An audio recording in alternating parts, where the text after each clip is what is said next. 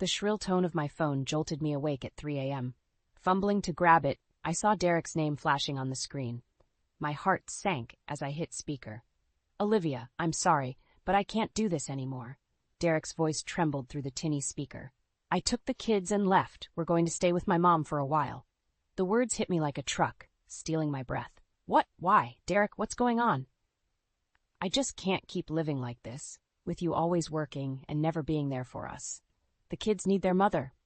"That's not fair," I shot back, my voice cracking. "I'm doing this for our family. My mother was right about you.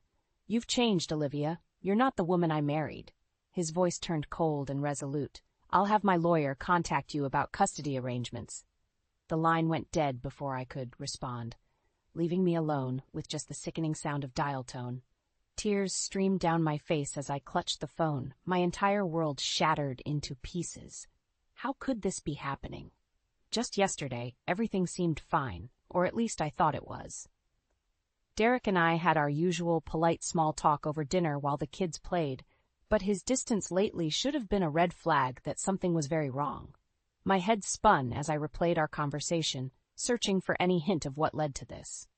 Of course, it always came back to his mother Janice and her constant needling that I was a bad wife and mother. I should have seen this coming from the moment that Harpy wedged her way into our lives. When Derek and I first met at that office party 10 years ago, we were a dream couple, successful professionals, madly in love, with the perfect future mapped out before us. Children, a beautiful home, maybe even start my own law practice someday. He seemed like such a caring, devoted partner, but Janice immediately took issue with me from day one, convinced I was just a gold digger after her precious son's money. No matter what I did, she constantly criticized and belittled me to Derek. Over time, he started taking her side more and more, almost like he was under her spell. Once the kids were born, she became even more insufferable, insisting on being a permanent presence to help with raising them her way. I felt like a stranger in my own home, with Janice controlling every aspect of the children's lives while treating me like the hired help. When I finally landed my dream job at Carlson & Associates last year, I thought it would be my chance to finally gain some independence and get out of her clutches. Boy, was I wrong. If anything, it only drove Janice further over the edge, accusing me of abandoning my family for my career. Derek just went along with it, as usual. But this was a new low, even for her. To just steal my children out from under me over some petty jealousy? That evil witch had finally gone too far. A cold fury began to build inside me, pushing the sorrow aside. Janice wanted to take everything from me? Fine. Two can play that game. She has no idea what she's unleashed by making this the battle she picked.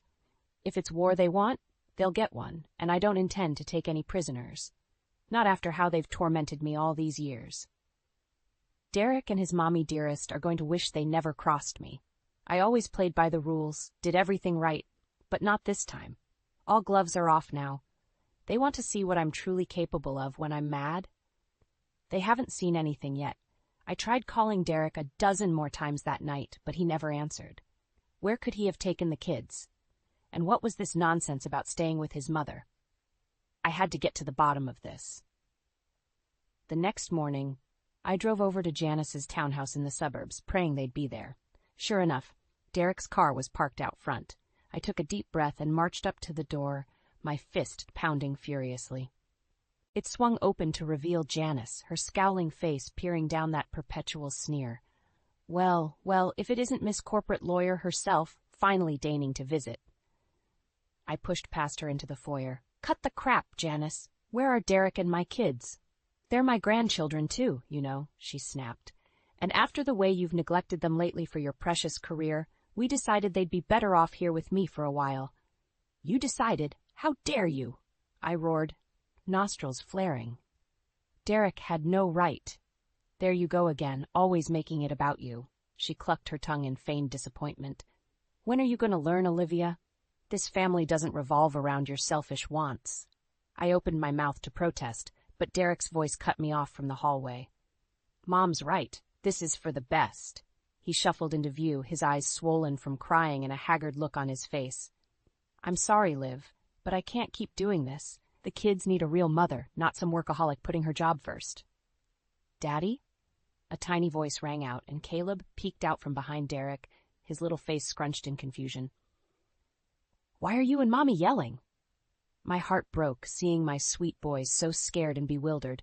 I rushed over and scooped him into my arms, hugging him tightly. It's okay, baby, Mommy's here now. I want to go home, he whimpered into my shoulder. Sophia appeared next, her eyes welling up too. Don't fight, Mommy. Don't fight. Janice sneered at the scene. See, Olivia, this is exactly why they need to stay with me for now. You're too busy upsetting them with your selfishness. That's not true, I shouted, incensed she was spinning this as my fault. You two are the ones who just took off with my children in the middle of the night without any explanation. We had to get them away from your toxic influence, Derek said coldly. Ever since you started that big job, you've changed. You're never around anymore. I opened my mouth to protest, but he barreled on. Face it, Liv. My mom's right. Your priorities are all screwed up. The kids and I, we're an afterthought while you chase money and prestige. Well, I won't let you do that to them anymore. The words stung like venom, his face set in rigid determination. This wasn't just Janice's manipulation at work anymore. My own husband, the man I loved, had turned fully against me under her poisonous influence. You're making a terrible mistake, I choked out, tears streaming down my cheeks as I clutched the kids tighter. Don't do this, Derek. Don't let your mother rip our family apart like this. Sorry, but you left me no choice. His voice was eerily calm as he turned away. I'll get my lawyer to start the custody paperwork right away. I watched him head back down the hallway, my insides twisting into knots of panic and despair. This couldn't be happening. Not my perfect family, not my beautiful children. Janice sidled up next to me, that smug grin plastered on her face. You heard him, dear. The gravy train's over. Why don't you just make this easy on yourself and go on back to your fancy job? Her eyes glinted with cruel victory. We'll take it from here. I stormed out of that wretched house, my mind reeling and chest heaving with rage. How dare Derek and that witch Janice ambush me like this? To take my own children from me without any warning? It was unforgivable, but I knew pleading and reasoning with them would be useless. Janice had spent years poisoning Derek against me, chipping away at our marriage, and now she'd finally achieved her ultimate goal, isolating me from my family completely. Well, if that's how they wanted to play it, so be it. I'd been more than accommodating to her insufferable presence in our lives for too long. No more Miss Nice Olivia. The gloves were officially off. I'd hire the most vicious bulldog divorce lawyer money could buy. If Derek wanted to go nuclear over custody, I'd bury him and his mommy dearest under an endless tsunami of legal paperwork and courtroom blood sport until they choked on it. Those two had awoken a vengeful fury in me that they'd soon regret. I'd show them just how merciless I could be when properly motivated. A few days later, there was a knock at my door. I swung it open to find Janice standing there, holding Sophia's little hand. She shoved the sobbing child at me without a word and turned to leave. Janice, wait! I called after her, pulling my daughter close. What's going on? Where are you taking her? She whirled around, her face scrunched into its perpetual sneer. Nowhere. We've decided to let you have your precious daughter back for now. For now, I sputtered, panic rising in my throat. What about Caleb? I need both my children. Don't be so greedy, Olivia. She chided in that infuriatingly condescending tone. You should just be thankful we're allowing you this much time with Sophia. We know how busy your big career keeps you. You can't do this, I shouted, my blood boiling. They're my kids, not yours. I'll see you in court for this, you miserable hag. Janice's eyes flashed with anger, but she quickly regained her composure. Such language in front of the child. Is this the environment you want her in? She turned on her heel and strode back to her car, calling over her shoulder. Don't make this any harder than it needs to be, dear. We're doing what's best for the children, whether you like it or not. I watched her taillights disappear down the street, holding Sophia and fighting back hot tears of rage. How dare they split up my children like parcels? This was a new twisted low, even for Janice. Sophia looked up at me, her big eyes brimming with tears. Where's Caleb, Mommy? I want my brother.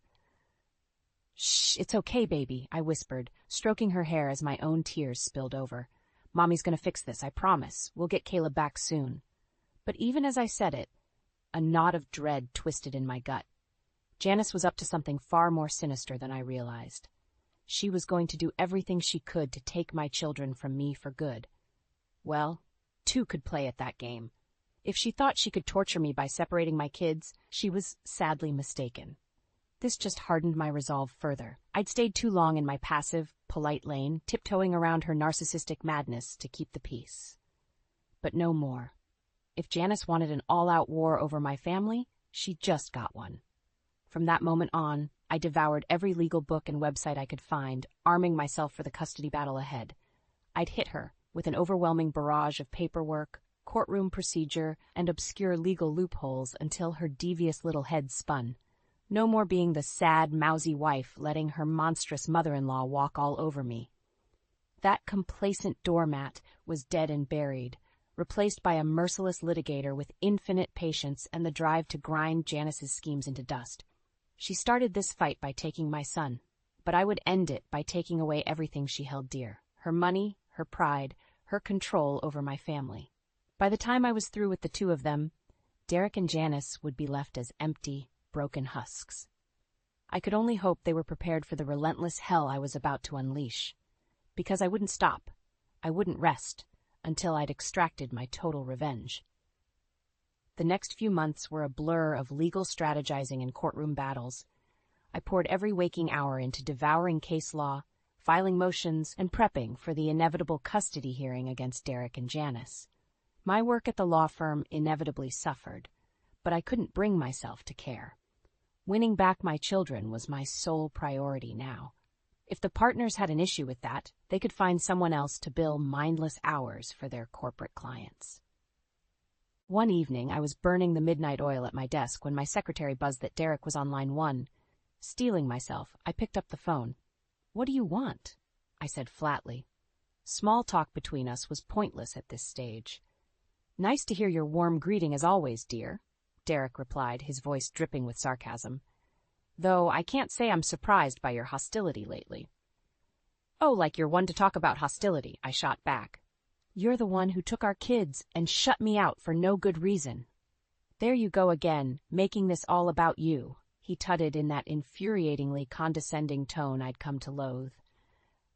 "Have you ever stopped to think how your obsession with work makes Caleb and Sophia feel?" White-hot anger boiled up inside me. "Don't you dare try and guilt-trip me over being a working mom. I'm doing this to support our family, in case you've forgotten." "Sure, keep telling yourself that," he scoffed. "We both know your big-shot lawyer job is really just about massaging your own ego at this point." I opened my mouth to protest, but he plowed on ruthlessly. "Face it, Olivia, you're chasing money and prestige while leaving us to pick up the pieces. Your priorities are all screwed up." "That's rich coming from you," I shouted, my voice cracking with rage, "considering you stole my children away to live with your wretched mother." An icy chuckle came through the line. "Don't act so innocent. We both know this was a long time coming after the way you've neglected us." "You arrogant, self-righteous prick." The insults spilled out before I could stop them. "How dare you try to play the victim card after everything you two have put me through?" "Watch your mouth," Derek growled, the humor vanishing from his voice. "Or you're only going to make this custody fight harder on yourself." My blood turned to ice at his brazen threat. This whole time, I'd been gearing up for the courtroom battle of my life against Janice. But Derek was just as unhinged and vengeful as his mother. They truly were a united front, hell-bent on destroying me over some deranged notion of family loyalty. "Well, if that's how they wanted to play it, you two can try whatever slimy tricks you want," I said, my voice eerily calm. "But I won't stop until I get my children back. All of them." "We'll see about that," Derek replied with a snort. "Good luck affording that big-shot lawyer you're inevitably going to need after we take you for everything you've got." The line went dead, leaving me seething and chilled to the bone. This was so much worse than I'd imagined. Derek was fully drinking his mother's poisoned Kool-Aid now. Any shed of the caring, loving husband I once knew was gone, replaced by a vindictive, spiteful stranger, just like Janice had always wanted. Well, if they thought a few hollow threats were going to deter me, they had another thing coming. This just cemented my resolve to fight tooth and nail no matter what lows they stooped to. I'd bury them under an endless avalanche of litigation and courtroom procedures until they choked, hit them from every angle with the most aggressive, unrelenting legal barrage imaginable. They wanted to play hardball and drag this out? Fine by me. Because in the end, it would leave them bankrupt and destitute, the ultimate revenge for their cruelty. The coming months would be an all-out scorched earth war between us, and I had no intentions of playing by any rules or taking prisoners. Not after how they'd already torn my family apart so callously. By the time the final custody ruling came down, Derek and Janice would be left as empty, broken husks, finally suffering the consequences of their selfish arrogance. They were about to learn the hard way that they'd awoken a merciless, unstoppable force in me. I would grind them into the dirt until they begged for mercy. The custody hearing arrived sooner than expected. I marched into the courthouse that morning, my game face on and ready for battle. Derek and Janice thought they could bully me with hollow threats. They were about to learn just how outmatched they were. I took my seat at the plaintiff's table, back ramrod straight, while my high-priced legal team made some last-minute preparations. Derek and that wretched mother of his sauntered in a few minutes later, wearing identically smug expressions, like they'd already won. As the proceedings got underway, I quickly realized this was going to be even nastier than I'd braced for. Derek's lawyer, a greasy, ferret-faced man, came out swinging with all manner of allegations about my unfit parenting and supposed neglect of the children due to my career obsession. I shot a murderous glance across the aisle, but Derek just smirked in return, content to let his lackey do the character assassination. For her part, Janice watched the proceedings like a queen holding court, secure in the belief her devious schemes would prevail. But I was ready. My own team systematically dismantled every bogus claim, presenting evidence, witnesses, and case histories that proved what a sham this whole thing was. An attempt by a controlling, narcissistic mother to turn her own son against his wife out of petty jealousy. The fireworks really began when I took the stand, and Derek's lawyer began grilling me about my supposed dereliction of family duties. I couldn't resist throwing some rhetorical punches of my own. "You claim my career has made me an unfit parent," I said, turning to face Derek directly. "Yet you're the one who took our children and left in the middle of the night like a common thief." His cocky expression faltered for just a moment before the sneer returned. "Don't play the victim, Olivia. We both know this was a long time coming after how you neglected us." "Neglected you?" I scoffed, unable to contain my disgust any longer. "While you let your mother isolate me and treat me like a servant in my own home?" Janice started rising from her seat in protest, but the judge rapped his gavel warningly. "One more outburst like that, and I'll have you removed from this court, Miss Sheehan." She glowered, but fell silent as I turned back to Derek. "How dare you try and take the high road after everything your deranged mother has put me through these past several years?"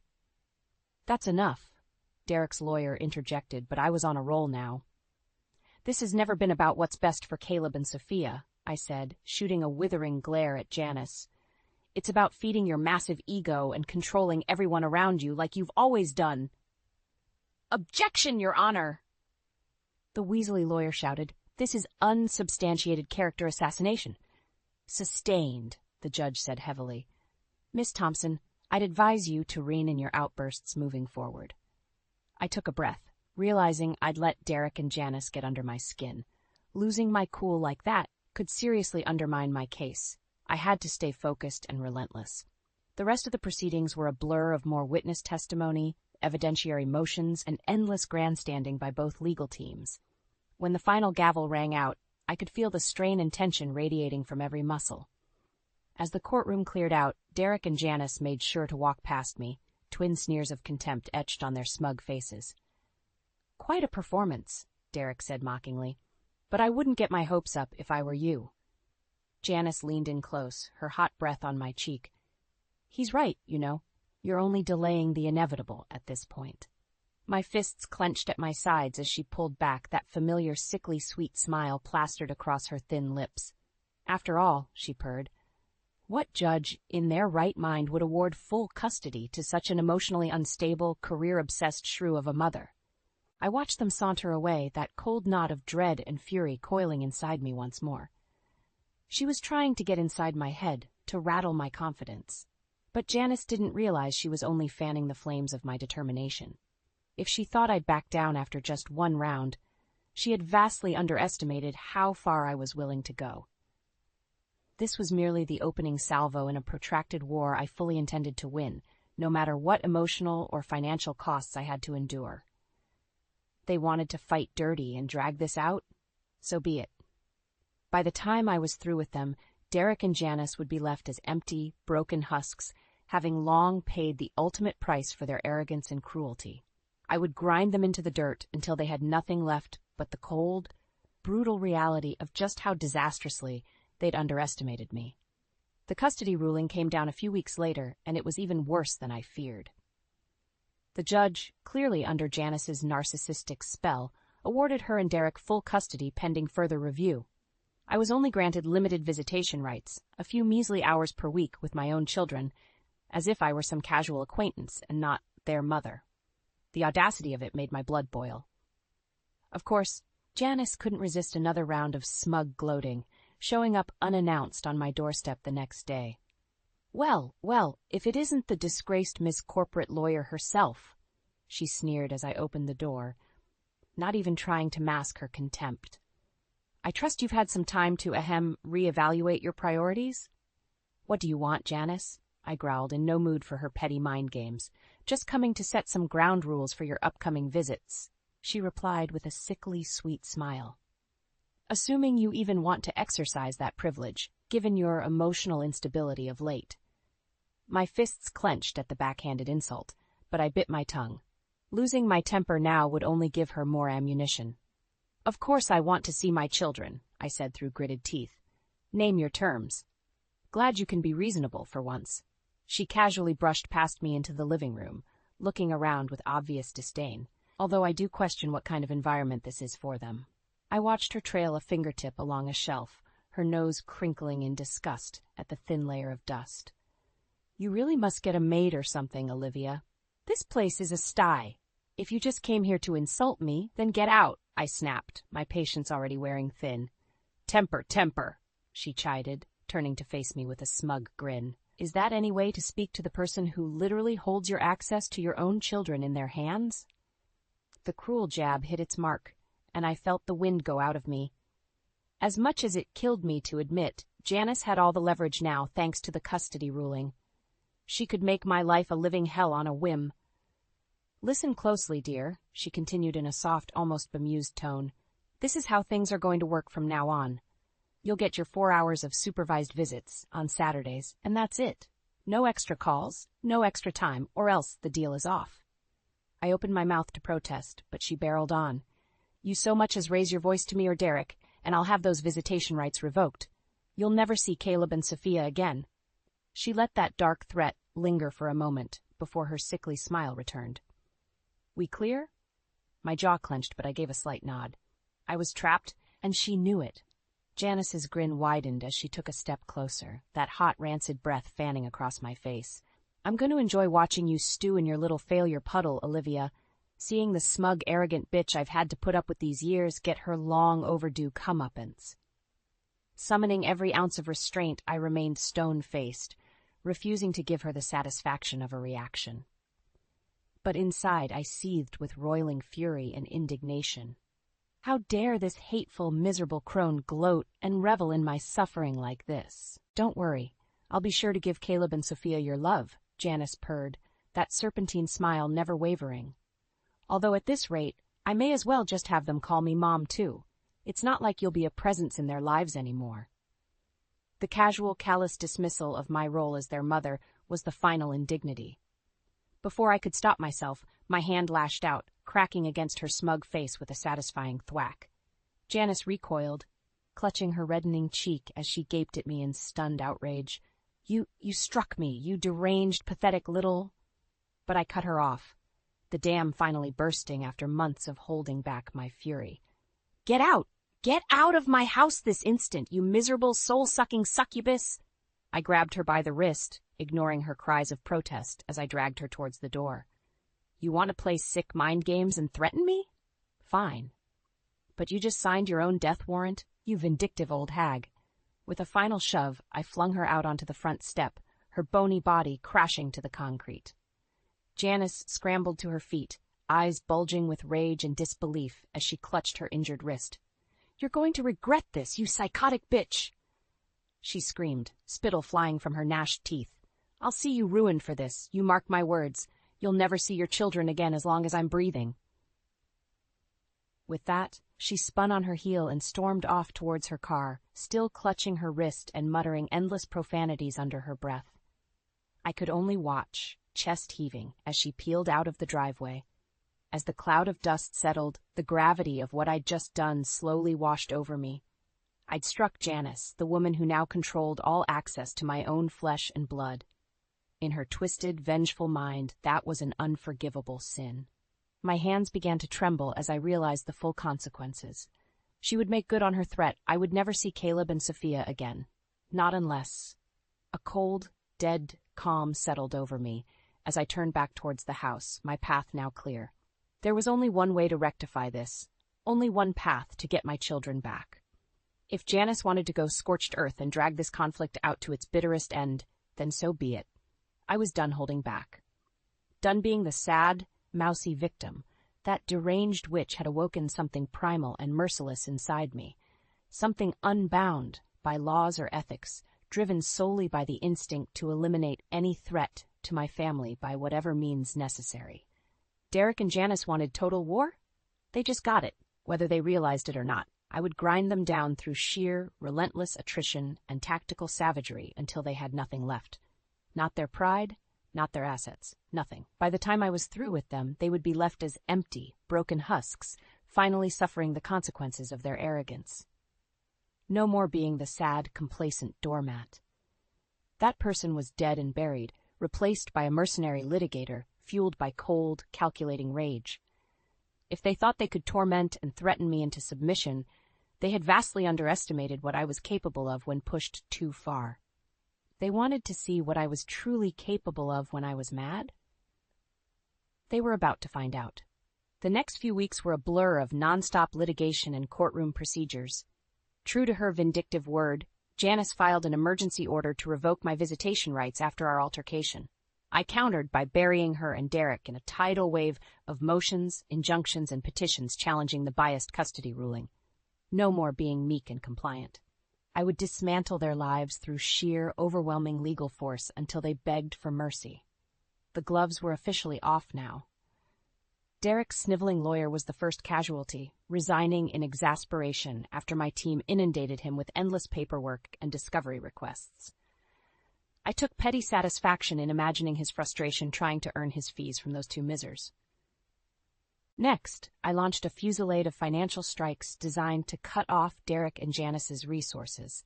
Audits, asset freezes, you name it, all perfectly legal maneuvers, just highly aggressive and relentless in their execution. The first major blow landed when I uncovered proof that Janice had been illegally sheltering assets to avoid taxes. Presenting my evidence in court, the judge had no choice but to appoint an emergency receiver to seize control of her entire portfolio until the matter could be sorted. The look of impotent outrage on the old bat's face as the federal marshals boxed up her records was almost orgasmic. For once, she was the one being stripped of her power and control. "You'll pay for this, you vindictive little insect," she raged at me, tiny flecks of spittle spraying from her gnashed teeth. "You hear me? I'll see you destitute and crawling in the gutter before I'm through." "Save it for someone who still cares, Janice," I replied with an icy smile. "You're the one who turned this into a war. I'm just fighting back with equal vigor." Her eyes narrowed to slits, but she had no snappy rejoinder. We both knew I'd landed a decisive early blow, and there was nothing she could do about it for now. With Janice's assets frozen, I turned my sights on bleeding Derek's finances dry. A few adept subpoenas uncovered a litany of shady business dealings, unpaid loans, and tax avoidance schemes he'd tried sweeping under the rug over the years. Before he could react, I sicked the IRS and a battalion of collection agencies on him, garnishing his wages and assets down to the last penny. The disbelieving look on his face when the court notices started piling up was utterly priceless. "This is low, Olivia, even for you," he snarled when we came face to face outside another hearing. "Dragging our personal lives into this just to feed your ego." I just smiled thinly and shook my head. "Don't give yourself so much credit, dear husband. This has nothing to do with ego. It's about teaching you two deranged narcissists a long overdue lesson in consequences." "You mean ruining us over some petty revenge scheme?" he sneered, trying to regain some bravado.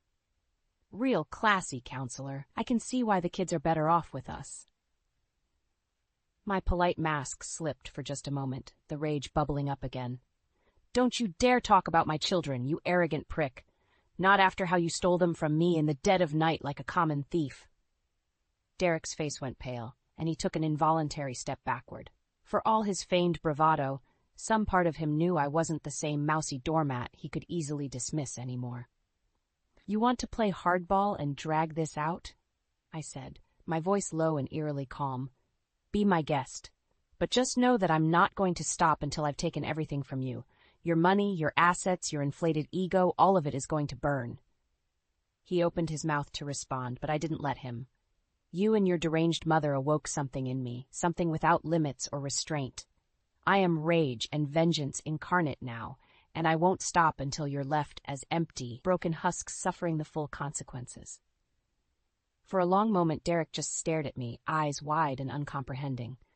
Then, without a word, he spun on his heel and scurried away like a whipped dog.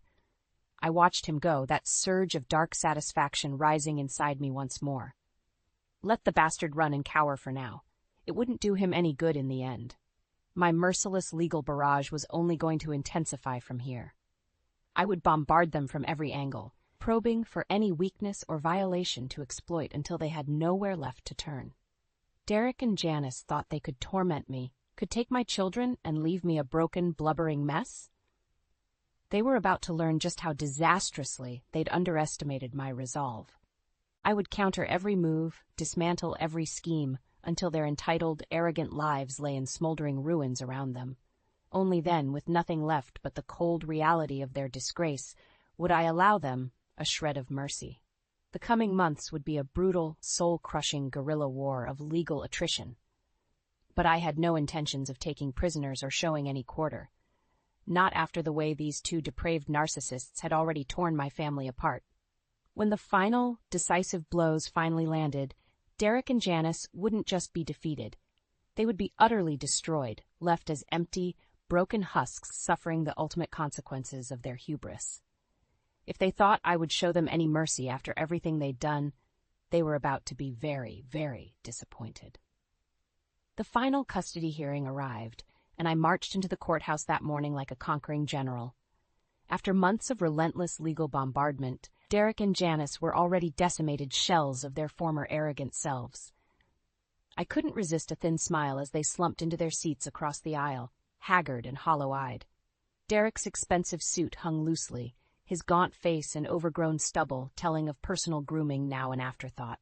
Janice looked even worse, her expensive makeup unable to mask the sunken cheeks and dull stare of someone utterly defeated.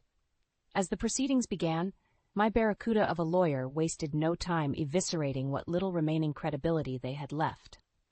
Exhibit after exhibit detailed their myriad financial improprieties, ethical violations, and general instability, a literal mountain of evidence showing what unfit parents and guardians they truly were. I sat back, reveling in every agonizing moment as the judge's brow furrowed deeper with each new damning revelation. The looks of impotent rage and panic flashing across Derek and Janice's faces were utterly delicious. When it finally came time for them to take the stand, I could barely stifle my glee as Janice immediately went on the offensive under cross-examination. "This is all a perverted revenge scheme by that woman," she shrieked, tiny flecks of spittle spraying as her bony finger jabbed towards me. "She's completely deranged, willing to lie and destroy everything in her path just to feed her ego." "Miss Sheehan, I will have order in this court," the judge intoned, shooting her a withering look. "One more outburst like that, and I'll have you removed and held in contempt." Janice slumped back in her seat, fuming impotently but clearly cowed by the threat. I couldn't resist catching her eye with a thin, victorious smile. For once, she was the one being stripped of control. Derek was even more useless on the stand, alternating between stammering non-answers and feebly trying to discredit the financial evidence against him. My lawyer just sat back and let him ramble, secure that his own words were digging his grave deeper. "That's enough, Mr. Thompson." The judge finally cut him off with an annoyed sigh. "I've heard more than enough today to render my decision." An expectant hush fell over the court as he began rifling through his notes. I could sense Derek and Janice's terror, knowing their fates now rested entirely on the words of a man utterly repulsed by their actions. In light of the overwhelming evidence presented over these proceedings, the judge began in a solemn tone, "I am ruling that full physical and legal custody of the minor children Caleb and Sophia Thompson be awarded to their mother, Olivia Thompson, effective immediately."